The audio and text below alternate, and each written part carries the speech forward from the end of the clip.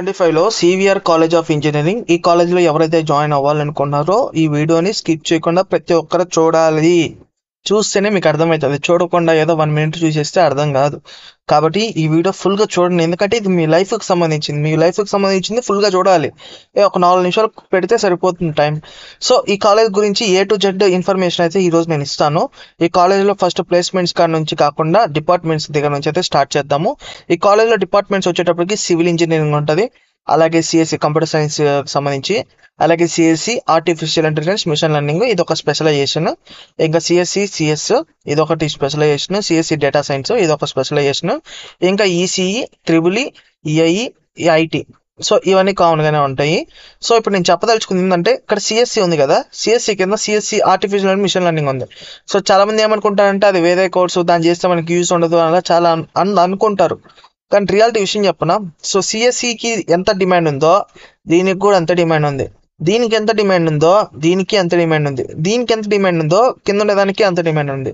So data science artificial ఇవన్నీ specialisations అంటే మీకు ఇందులో ఏ సబ్జెక్ట్స్ ఉంటాయో వీటిల్లో కూడా సేమ్ అవే ఉంటాయి, కాకపోతే కొద్దిగా డిఫరెన్స్ ఉంటుంది అంతే. ఒక 10 to 20% అటు ఇటుగా ఉంటుంది.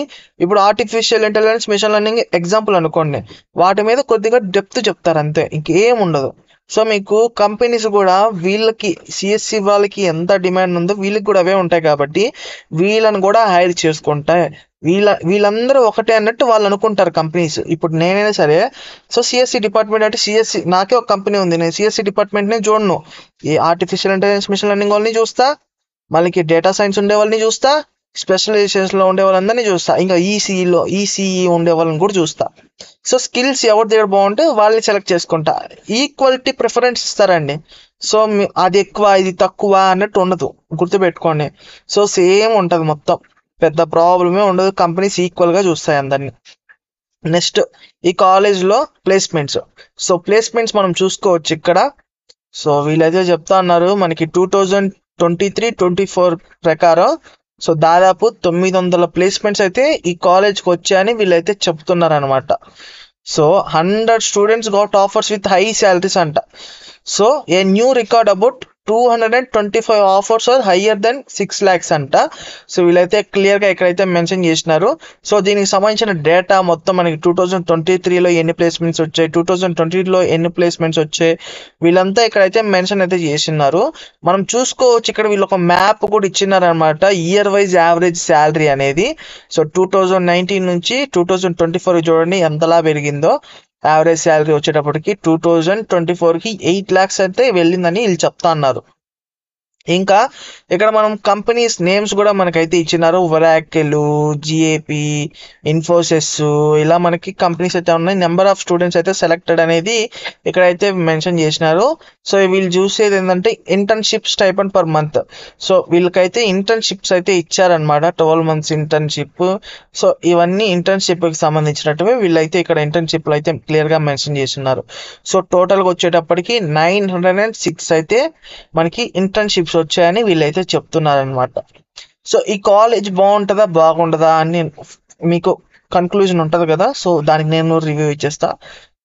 ఎక్కడైనా సరే ఇదే college CVR college of engineering అనే కాదు, మీరు ఎంత పెద్ద తోపు కాలేజీలో చదివినా మీ దగ్గర స్కిల్ అనేది కంపల్సరీ ఉండాలి. నేను పదే చెప్తున్నా అంటే స్కిల్కున్న వాల్యూ వేరు.